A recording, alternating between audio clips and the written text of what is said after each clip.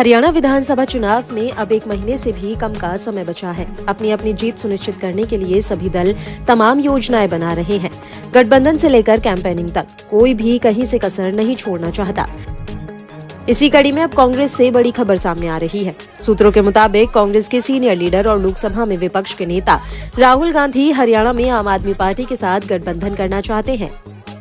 बताया जा रहा है कि हरियाणा को लेकर कांग्रेस केंद्रीय चुनाव समिति की बैठक के दौरान राहुल गांधी ने प्रदेश के नेताओं से आपके साथ गठबंधन की संभावनाओं को लेकर सवाल पूछे।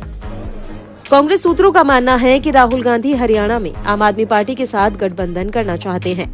लोकसभा चुनाव में कांग्रेस ने आम आदमी पार्टी को हरियाणा में एक सीट दी थी, लेकिन विधानसभा चुनाव में अब तक दोनों दलों के बीच गठबंधन को लेकर कोई सुगबुगाहट देखने को नहीं मिल रही। इन सबके बीच सोमवार को हरियाणा पर कांग्रेस सीईसी की बैठक में राहुल ने गठबंधन का जिक्र कर नई राजनीतिक संभावनाओं को जन्म दे दिया है। हालांकि सूत्रों के मुताबिक राहुल ने हरियाणा में गठबंधन का फैसला प्रदेश के नेताओं पर छोड़ दिया है। कांग्रेस और आम आदमी पार्टी के सीनियर लीडर पहले कई बार वैसे तो गठबंधन से इनकार कर चुके हैं।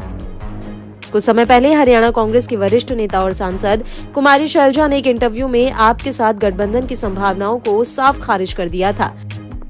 वहीं दिल्ली के सीएम और आपके संयोजक अरविंद केजरीवाल भी कई बार हरियाणा में कांग्रेस के साथ गठबंधन करने से इनकार कर चुके हैं। राहुल गांधी ने सीईसी की बैठक में सवाल किया कि क्या हरियाणा चुनाव अकेले लड़ने से कांग्रेस को नुकसान नहीं होगा? क्या कांग्रेस और आपके बीच गठबंधन की कोई संभावना बन सकती है? इस पर भूपेंद्र सिंह हुड्डा ने कहा कि आम आदमी पार्टी बहुत ज्यादा सीटें मांग रही है। 3 से 4 सीट दी जा सकती है, लेकिन उनकी ख्वाहिश बड़ी है, इसलिए गठबंधन कर पाना मुश्किल है।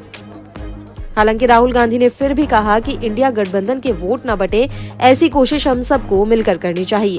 आप लोग देखिए कि क्या संभव है। वहीं हरियाणा चुनाव में क्या कांग्रेस पहलवान विनेश फोगाट को मैदान में उतारने जा रही है? इस सवाल पर भी आज तस्वीर साफ हो सकती है। टाइम्स ऑफ इंडिया की खबर में कांग्रेस महासचिव दीपक बाबरिया के हवाले से ये जानकारी दी गई है। रिपोर्ट के मुताबिक सूत्रों ने कहा कि सीईसी की बैठक में चर्चा किए गए 49 नामों में से 34 को मंजूरी दे दी गई है। खबर है कि कांग्रेस के 28 सिटिंग विधायकों में से 22 के टिकट क्लियर हो चुके हैं। वहीं 5 सिटिंग विधायकों के टिकट रिव्यू में डाले गए हैं, जबकि 6ठे विधायक वरुण मुलाना लोकसभा सांसद बन गए हैं। वहीं विधानसभा चुनाव लड़ने की इच्छुक बताई जा रही लोकसभा सांसद कुमारी शैलजा और राज्यसभा सांसद रणदीप सुरजेवाला के बारे में कांग्रेस प्रमुख मल्लिकार्जुन खड़गे अंतिम फैसला करेंगे।